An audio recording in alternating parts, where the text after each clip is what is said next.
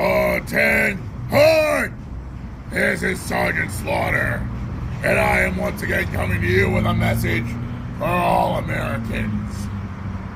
Today is May 26, 2025.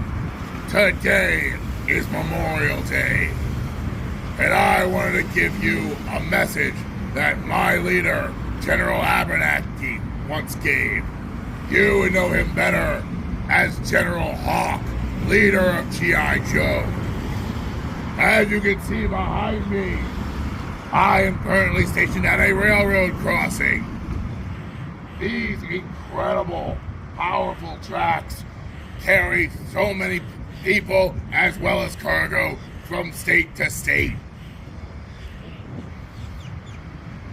All these barricades, all these warnings, including the red and white barrier, are warnings to not cross them. Kids, if you think you are cool trying to outrun a train before it comes, you're not cool. You're being foolish. Trains, as well as the warnings that they have, are not something to mess with. When you come to a train stop, to a train gate and it's down, do not cross it. A train is powerful and it will hurt, it will kill, it can send you to the hospital, as well as many other terrible things. Remember, never cross a train track when it's down, when the gates are down.